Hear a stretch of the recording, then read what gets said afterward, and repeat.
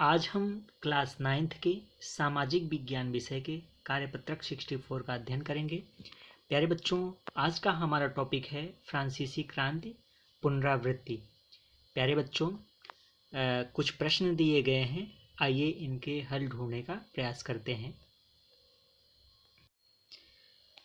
आज का हमारा पहला प्रश्न है, जैकोबिन क्लब के सदस्य कौन थे? प्यारे बच्चों, इसका आंसर होगा गरीब मजदूर, काश्तकार, दुकानदार तथा कारीगर, समाज के कम समृद्ध लोग जैकोबिन क्लब के में शामिल थे। प्यारे बच्चों, नेक्स्ट क्वेश्चन है, फ्रांसीसी क्रांति में योगदान देने वाले किन्हीं दो दार्शनिकों का संक्षिप्त परिचय दीजिए। तो इसका आंसर हो जाएगा आपका जॉन लॉक। इन्होंने राजा के दैवीय शक्ति को नकारा तथा सम्राट के अधिकारों को चुनौती दी। प्यारे बच्चों, और रूसो, ये जनता के अधिकारों के पक्षधर थे तथा उन्होंने जनता को अपने अधिकारों के लिए लड़ने के लिए प्रेरित किया था। प्यारे बच्चों, नेक्स्ट क्वेश्चन है आपका, ओलंप दे ग्रूज कौन थे? ओलंप दे ग्रूज कौन थी? ग्रूज है, ओलंप दे ग्रूज कौन थी? तो प्यारे बच्चों, ओलंप दे ग्रूज क्रांतिकालीन फ्रांस की राजनीतिक रूप से सक्रिय महिला के रूप में प्रमुख थी। उन्होंने संविधान तथा पुरुष एवं नागरिक अधिकार घोषणा पत्र का विरोध किया, क्योंकि उसमें महिलाओं को मानव मात्र के मूल अधिकारों से वंचित रखा गया था। इसलिए उन्होंने सन 1791 ईस्वी में महिला एवं नागरिक अधिकार घोषणा पत्र तैयार किया, जिसे महारानी और नेशनल असेंबली के प्रतिनिधियों के पास यह मांग करते हुए भेजा गया कि इस पर कार्रवाई की जाए। तो प्यारे बच्चों, ओलंप दी ग्रूज ने जो है महिला एवं नागरिक घोषणा पत्र जो है तैयार किया था। कब? 1791 ईस्वी में। ठीक है। नेक्स्ट क्वेश्चन है आपका, रोबेस्पियर के शासनकाल को आतंक का राज क्यों कहा जाता था? तो प्यारे बच्चों, रोबेस्पियर ने अपनी नीतियों को बड़े सख्ती से लागू किया था। इन्होंने चर्चों को बंद कर दिया तथा भवनों को बैरक या दफ्तर बना दिया था। ये बहुत क्रूर शासक था। प्यारे बच्चों, हजारों व्यक्तियों को मृत्युदंड दिया गया, जिसके कारण उसके सहयोगी भी उसके दुश्मन बन गए थे। इसने अपने शासनकाल में जो है हजारों लोगों को मृत्युदंड दिया था, जिससे लोगों के मन में खौफ पैदा हो गया था। प्यारे बच्चों, नेक्स्ट क्वेश्चन है, फ्रांसीसी समाज में महिलाओं का जीवन कैसा था? प्यारे बच्चों, महिलाओं को पुरुषों के समान अधिकार प्राप्त नहीं थे। कामकाजी महिलाओं की मजदूरी पुरुषों की तुलना में कम थी। अधिकांश महिलाओं के पास पढ़ाई लिखाई तथा व्यावसायिक प्रशिक्षण के मौके नहीं थे। तीसरे स्टेज की अधिकांश महिलाएं जीवन निर्वाह के लिए काम करती थी। नेक्स्ट क्वेश्चन है आपका, फ्रांस के 3 स्टेट का संक्षिप्त वर्णन कीजिए। तीनों स्टेट जो थे, पादरी वर्ग, कुलीन वर्ग, अन्य कृषक वर्ग जो था, तो आइए देखते हैं इसके बारे में। प्रथम स्टेट, इस वर्ग में पादरी वर्ग को शामिल किया जाता था। इन्हें कर देने से छूट प्राप्त थी। द्वितीय स्टेट, इसमें कुलीन वर्ग शामिल था। इन्हें भी जन्म से कर देने की छूट प्राप्त थी। और तृतीय स्टेट में बड़े व्यवसायी, व्यापारी, अदालती कर्मचारी, वकील, किसान, कारीगर, भूमिहीन मजदूर, नौकर आते थे। केवल तृतीय वर्ग को सभी कर देने पड़ते थे। ठीक है प्यारे बच्चों, नेक्स्ट क्वेश्चन है, आप दुनिया के लिए फ्रांसीसी क्रांति का क्या महत्व था? तो प्यारे बच्चों, तो पहला है आपका इसमें हेडिंग स्वतंत्रता। तो स्वतंत्रता का विचार फ्रांसीसी क्रांति का एक मूल सिद्धांत था। उन्होंने इसे मनुष्य का प्राकृतिक हथियार माना। स्वतंत्रता से फ्रांसीसी क्रांतिकारियों का अभिप्राय ऐसी काम करने की शक्ति थी जो औरों के लिए नुकसानदायक ना हो। स्वतंत्रता का यह विचार और उपनिवेशों की जनता के लिए प्रेरणा का स्रोत बन गया था। प्यारे बच्चों, नेक्स्ट था आपका समानता है। फ्रांसीसी क्रांति का अन्य महत्वपूर्ण सिद्धांत समानता का सिद्धांत था, जिसे 19वीं और 20वीं सदी के सभी लोकतांत्रिक देशों द्वारा अपनाया गया था।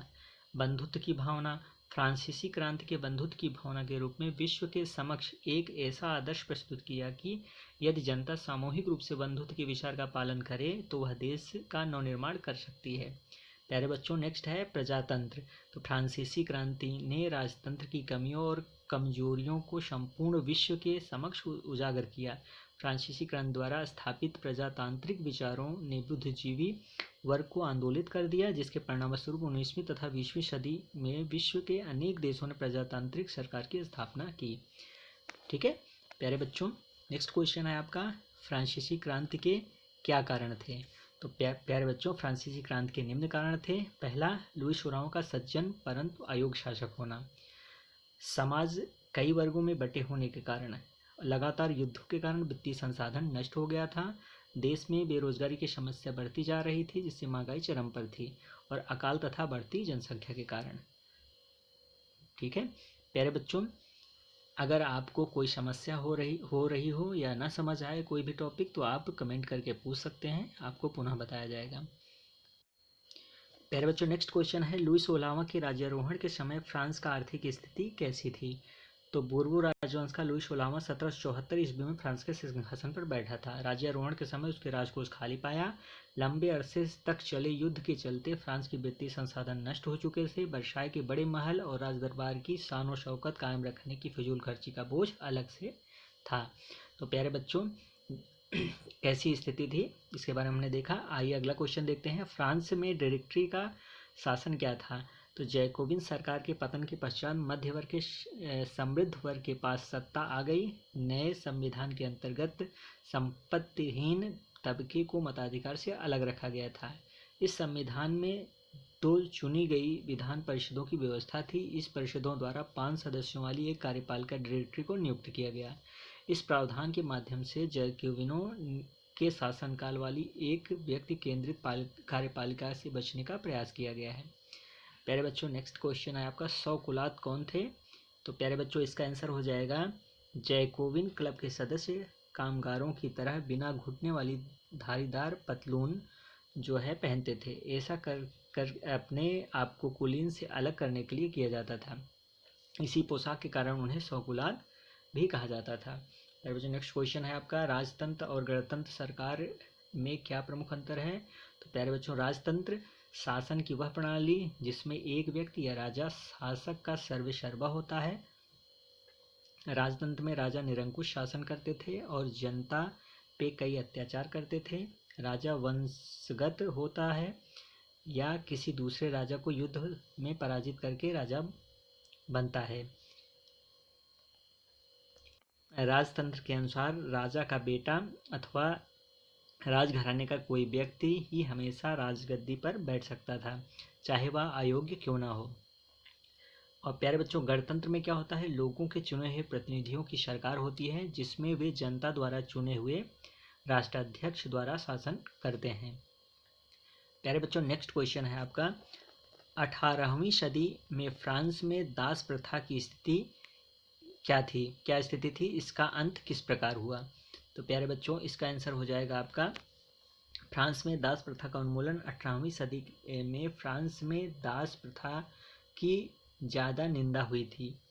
नेशनल असेंबली में लंबे बहस हुई कि व्यक्ति के मूल अधिकार उसके उपनिवेशों में रहने वाली प्रजा सहित समस्त फ्रांसीसी प्रजा को प्रदान किए जाएं या नहीं, परंतु दास व्यापार पर निर्भर व्यापारियों के विरोध के भय से नेशनल असेंबली में कोई कानून पारित नहीं किया गया। लेकिन अंततः 1794 ईस्वी में के कन्वेंशन ने फ्रांसीसी उपनिवेशों में सभी दासों की मुक्ति का कानून पारित कर दिया। यह कानून एक छोटी सी अवधि तक लागू रहा। 10 वर्ष बाद नेपोलियन ने दास प्रथा पुनः शुरू कर दी। बागान मालिकों को अपने आर्थिक स्थिति सुधारने के लिए फ्रांसीसी नीग्रो लोगों को गुलाम बनाने की स्वतंत्रता मिल गई। ठीक है, फ्रांसीसी उपनिवेश से अंतिम रूप से दास प्रथा का उन्मूलन 1848 ईस्वी में किया गया। नेक्स्ट क्वेश्चन है बच्चों, लुई 16वां के अंत के बाद फ्रांस एक संवैधानिक राजतंत्र कब और किस प्रकार बना? इसका आंसर होगा, फ्रांस को संवैधानिक राजतंत्र 1791 ईस्वी में घोषित किया गया, जिससे सम्राट के अधिकार को सीमित कर दिया गया। जीवन के अधिकार, अभिव्यक्ति की स्वतंत्रता के अधिकार एवं कानूनी समानता के अधिकार को नैसर्गिक एवं अहरणीय अधिकार के तौर पर स्थापित किया गया। प्यारे बच्चों, नेक्स्ट क्वेश्चन है आपका, फ्रांस की राजनीति में नेपोलियन बोनापार्ट की क्या भूमिका थी, उसको लिखना है। तो प्यारे बच्चों, नेपोलियन का जन्म 1769 ईस्वी में कोर्सिका द्वीप की राजधानी अजासियो में हुआ था। 1799 डायरेक्टरी के शासन का अंत करके वह फ्रांस का प्रथम काउंसिल बना।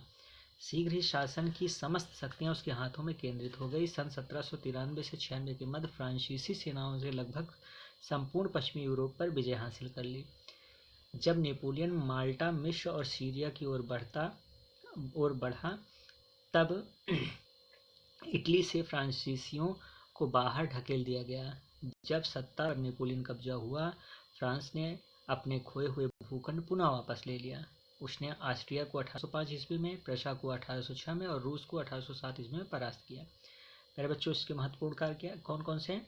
नेपोलियन ने राजतंत्र की पुनः स्थापना की। नेपोलियन ने जन्म आधारित विषय सत्कार को खत्म कर दिया था। उसने संचार व्यवस्था, परिवहन एवं व्यापार में सुधार किए।